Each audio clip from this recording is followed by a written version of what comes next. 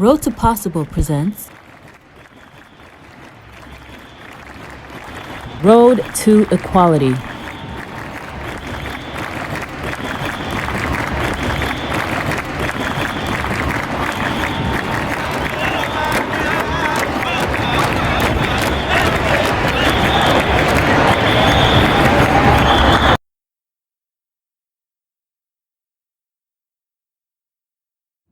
Hi, my name is Timothy Ng. I am an actor here in Toronto, Ontario.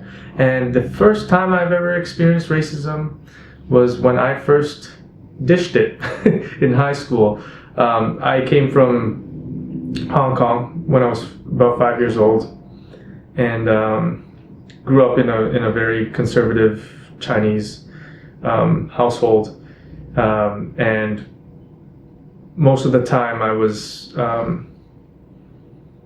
taught very well. I actually wasn't taught about what racism was or anything. It was just keep your head down, do your own thing, and if anybody says anything to you about you, just ignore it and just keep going.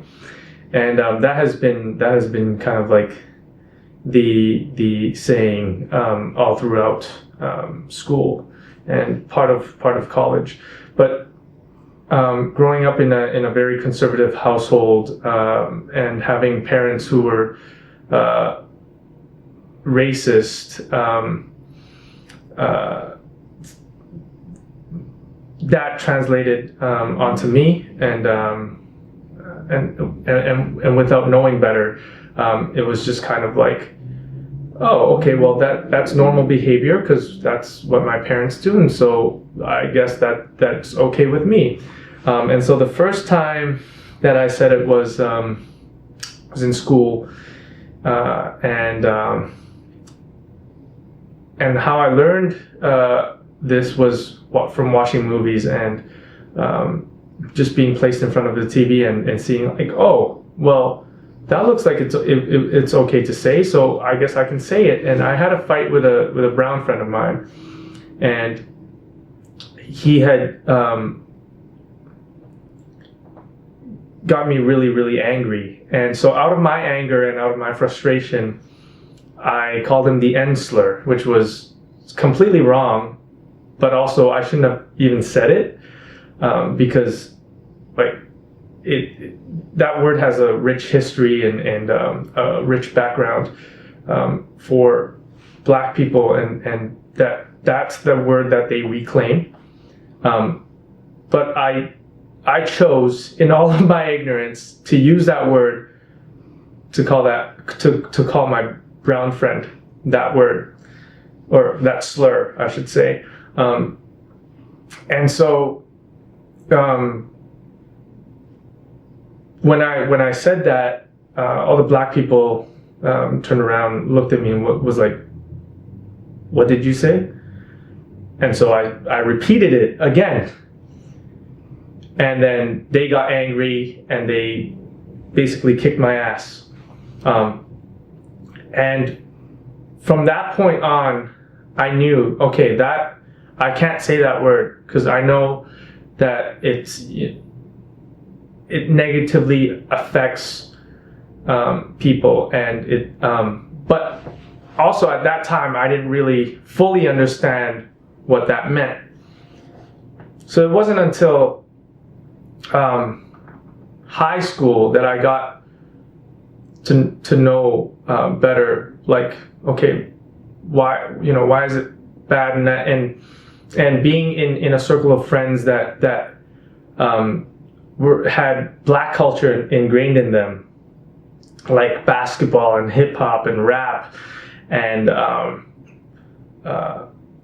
what else? I can't think of them, but those were the three main things that were the things that were popular in high school. And so with that and being surrounded by that, I got to understand more about Black people and Black culture, and realizing that what my parents have taught me about Black people is completely wrong.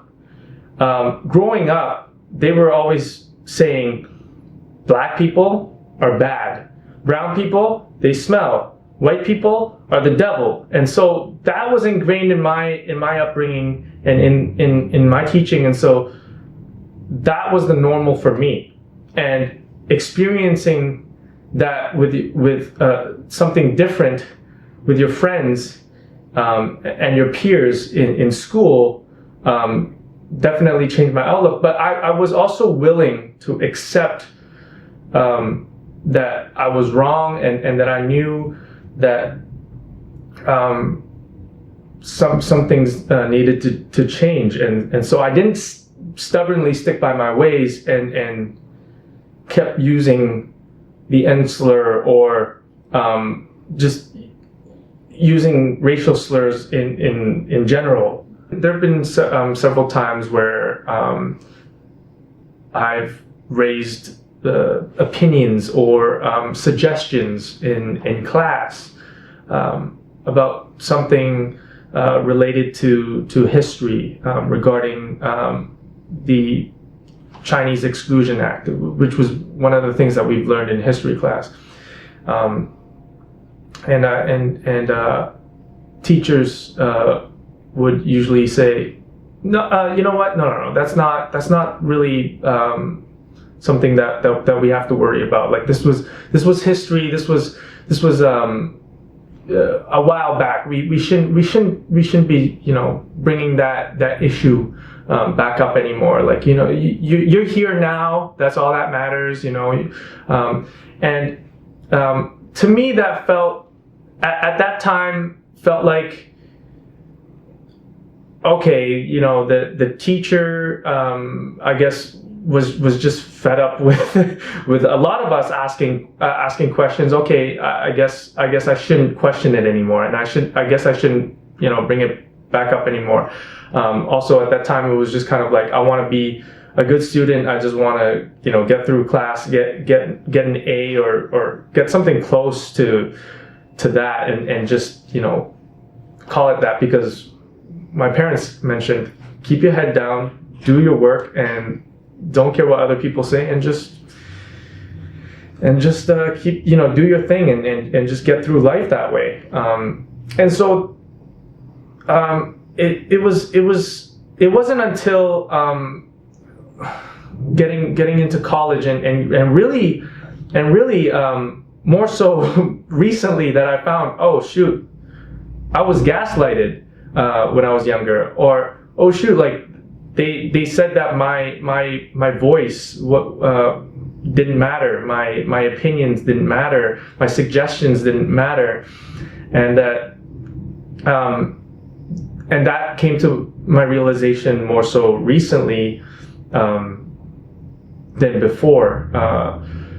But so when I went to college, that was when I started to see racism on a fuller scale, and it was I guess it was like halfway through my first semester in college in music theater school specifically, that someone asked me, was like, hey, like, where are you from? And I said, oh, I'm from Canada. That's where I came from. And they were like, no, but like where are you, like where are you from? Like where are your parents from? I was like, well, I came from Hong Kong. Like I moved to Canada when I was 5, and then I grew up in Canada, in Toronto, more specifically. And they're like, oh, okay, so what? Like what? Like Hong Kong, is that like part of China? And I was like, yes, but that's not how I would identify as. I would not identify as me being Chinese. I would identify as a Hong Konger rather than because a lot of younger generation would not want to associate with the Chinese Communist Party, and so we're our own entity, whereas older generations would be like, no, we are part of China. We're that's history says that we are part of China. And so with that, and then it's gotten to a point where I just got really tired of saying I was born in Hong Kong. I went to Toronto when I was 5, and then grew up in Canada, in Toronto, and in Canada. That I just started saying I grew up in Toronto. I was born in Toronto and just was born and raised here. And people were surprised. They're like, oh, so like, but how can you be Canadian? You don't look Canadian. You don't sound Canadian. And at that point, I was like, but like, what do you mean? I don't sound or look Canadian? Like, I mean, Canadian is, like, I have a Canadian passport. I reside in Canada. Like, we're citizens. Like, I guess, like, that makes me, Canadian. But I also did not forget about my I guess, like, my Hong Kong roots. And so I would say sometimes that I'm also Asian. Like, I'm Asian Canadian. But and I use it interchangeably when I don't want people to keep questioning my identity or my or where I'm from. I usually just say Canadian, and that's the that's the end of it. But it was more recently that I found that I shouldn't be shutting out my Asian identity, and that I should be more. I should embrace it even more, and that also came with, like, growing up and being like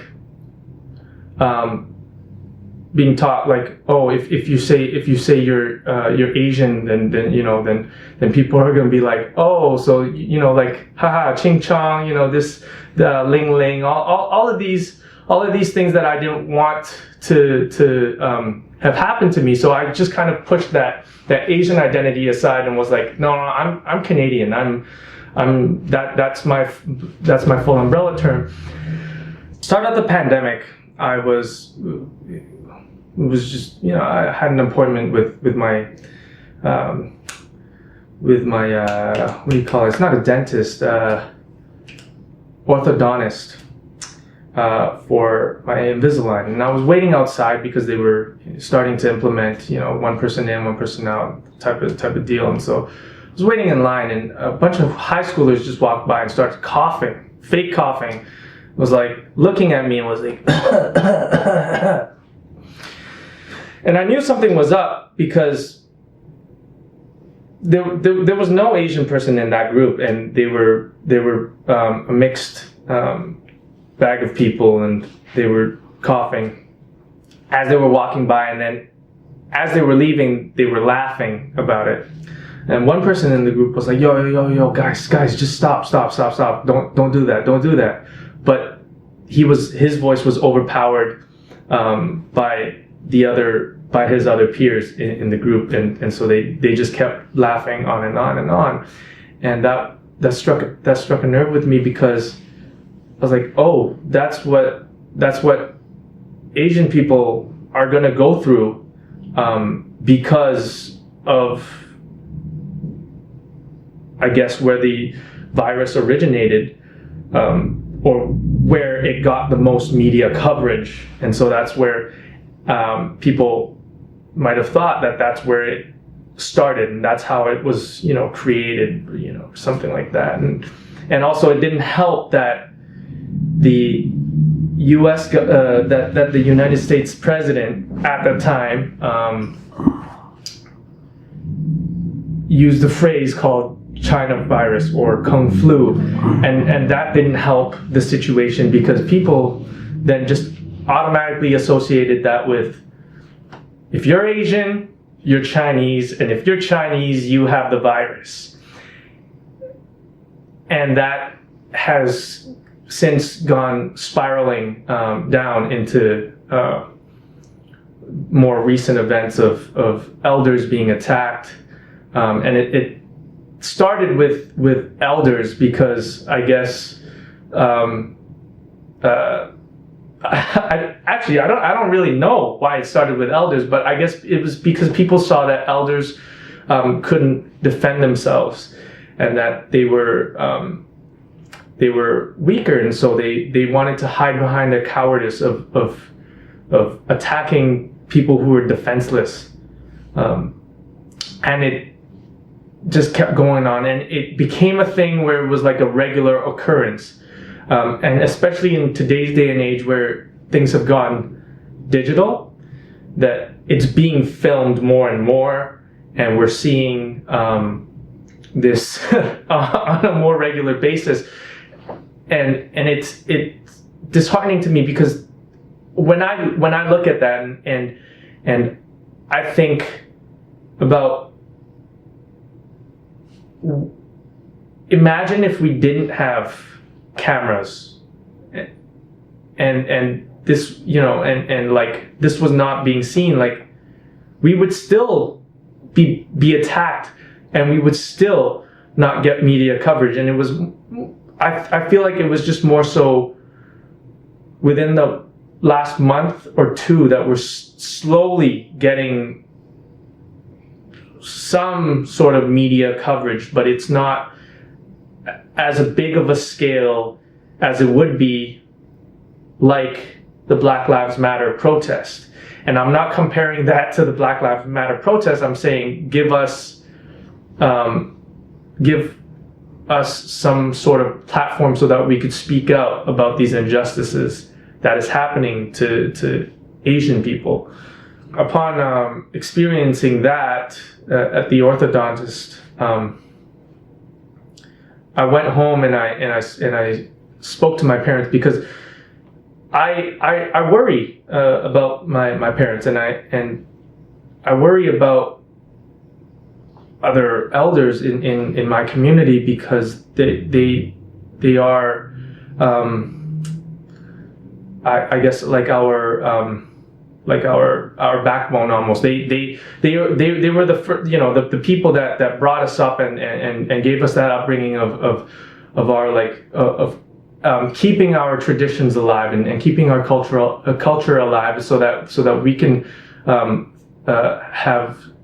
so that we could thrive as a community. And I sat my parents down and I'm like, hey, like this happened to me today, and this is not right. Like, I worry for you. I care about you. Please be very, very careful.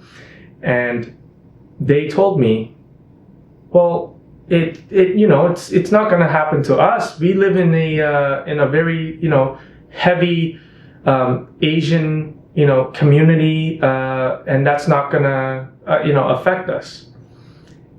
And I knew at that point, like, well, my parents are still, have a bit of that racism ingrained in them, that they think that just because that they didn't experience it, that it doesn't happen. And so I spoke to them again, and I said to them, I'm like, listen, like, it's not just you that I'm worried about. I'm worried about my girlfriend's parents. I'm worried about my friends' mother and father and their grandparents, and all my friends' grandparents and parents. That, and then on top of that, now they're attacking elders, but they're also attacking our women, and they're also attacking younger Asian people, and this is like it's almost like a downward spiral. What, how many more like attacks is going to happen until that they hit a child or something like that, or like an Asian baby, and like. It's these things that worry me, that I'm gonna have to walk around town always looking back and always looking over my shoulder to see, am I gonna be hurt today? Is my parents gonna be hurt today? Are my friends gonna be hurt today? And so walking the streets is worrisome, and I feel that and I understand as well as the my black friends, the people in the black community, that they are constantly watching over their shoulders. They fear for their life when a police officer stops them. And I'm not to say that this is comparing with them or saying we're like equal now. It's not. But I'm saying like that same fear that they have is what we have too, and that it shouldn't be that way. But I genuinely fear for my parents' life, and I kind of thank God that my grandparents have passed long before this is a thing. Otherwise, I would not feel comfortable having them go out on their own, even if it's an Asian community, because Asians also attack Asians. There's an internalized racism within ourselves, within our community, that, oh, just because you're from mainland China, you're the richer kind, and if we're from Hong Kong, we're more the kind of like the bottom rung type of issue, and so that oh, we look down on you because you're not from mainland China, or whatever the issue may be. And there's that kind of racism as well that's ingrained in some of our community. And so this spans onto a bigger issue of, like, it's not just white people attacking us, it's not black people attacking us, it's not brown people that's attacking us, it's everybody is attacking each other. And I feel like the real issue is class. And I think if we erase class, we can finally get to the, I guess not the root cause, but we can slowly turn back the wheels on racism. What I mean by class would be the different, I guess, on basic terms would be, you've got the rich people, you've got the middle class, and then you've got the poor. And if we put everybody on the same level of, let's just say that we put everybody on the middle class, and that the rich people kind of have to just be like, oh, okay, all right, let me get rid of my wealth and let me bring myself back down to that humble level of being a middle class man, that a middle class person, that then we'll start to see slight change.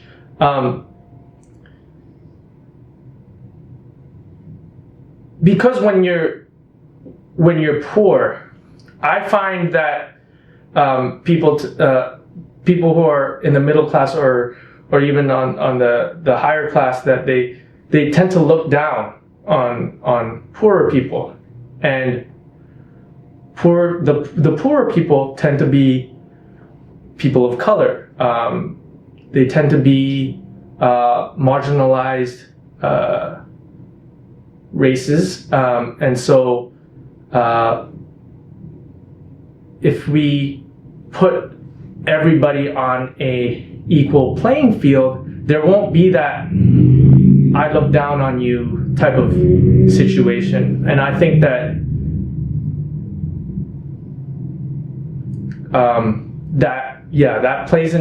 that plays a huge issue in our society today, because of, I feel like we live in a capitalistic society, and that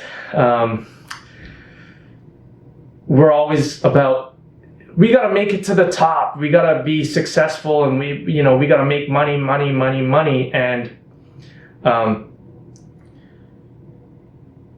that mindset has turned us into people who look down on poor people. Like, oh, you guys are lazy. You guys don't even want to get jobs. You guys don't, want to work. But that's not the case. It's because we've created a system that can't allow them to find a job, because they're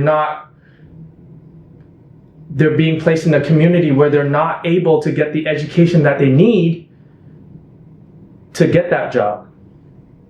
And we've purposely done this as a society so that there are certain people who will excel, and then there will be certain people who are just left behind in this bottom of the food chain, so to say. And so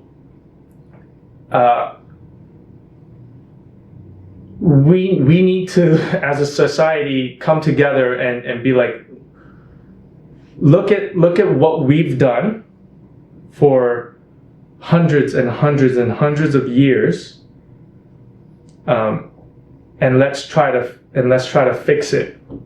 And that's by giving opportunities to those marginalized voices, of being like, okay, look, you were deprived of all this education. You were deprived of all these things because we were just focusing on one group of people, or of one group of people that we forgot about you. And so let's try to work together and bring you guys up, so that you guys have that opportunity of getting that education that you need, getting that job that you want, and that will in turn also eliminate crime. And when you eliminate crime, that also will slowly start to eliminate racism. With recent events, the Atlanta shootings of the massage parlors, it really comes to show that we're still in a very, very heavily male-dominated society, because these women that were murdered are not getting the recognition because it was a white man shooting up a massage parlor, and the cop was saying, oh, he was just having a bad day, this wasn't a hate crime. Like, he didn't do this. He didn't do this with seeking out Asian people just to shoot.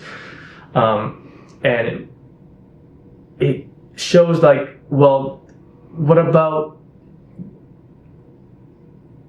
grieving? What about showing empathy for these women who worked at these massage parlors, that maybe it was, if we had taught men to actually be respectful of women, that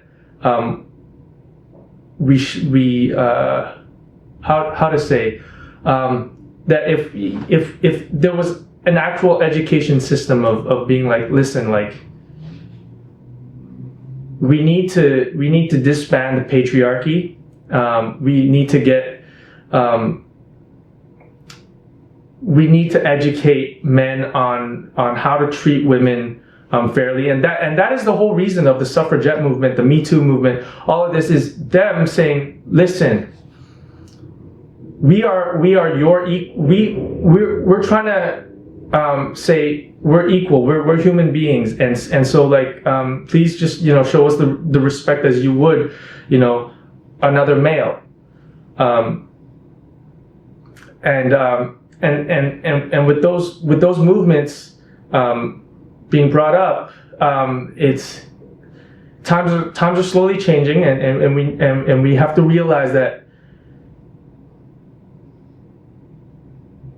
patriarchy is a huge and terrible thing that is happening in our society right now, and it still continues to marginalize and shut voices of women and racialized voices down. The Asian Asian I guess the movement or the rallies that we've been having right now, we're still seeking a identity. Much like the Black Lives Matter movement, we are gathering as a group to be like, let our voices be heard. Please listen to what we have to say as a community. Please listen to our voice. Please stop hurting us. Stop hating on us just because you think that we brought over the virus or something like that. Whatever the issue may be, please just stop hating on us. And I think we're slowly trying to find our hashtag. Where Black Lives Matter was a direct response to police brutality, and the systemic racism that's happening in our society. But for us, using a line like Asian Lives Matter kind of distracts from what Black Lives Matter is actually fighting for, because Black Lives Matter also encompasses the marginalized voices that we have, that they're also fighting for the marginalized voices. So to say Asian Lives Matter takes away from that. And so we have been kind of struggling to find like our like a solid voice or a solid title to call our movement. We've started with "They Can't Burn Us All" because of a issue of two New Yorkers just lighting an elder on fire, simply just for walking down the street. And so we started with stuff like "They Can't Burn Us All" and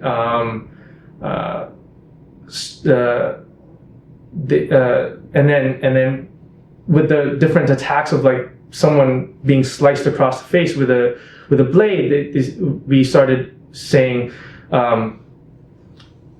"They can't cut us all," and we're just still continually just trying to find our voice. So we as a group, we're still trying to find our name, our hashtag.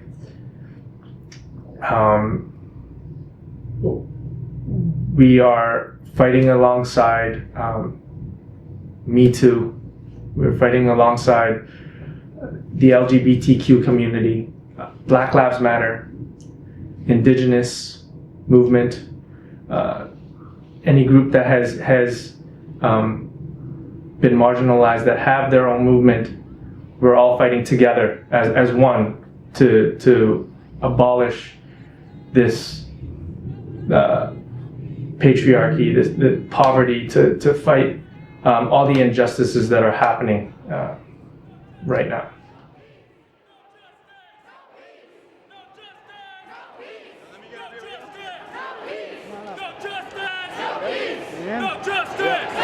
Thank you for being here. Justice! No peace! No justice! No peace! No justice! No peace! No justice! No peace!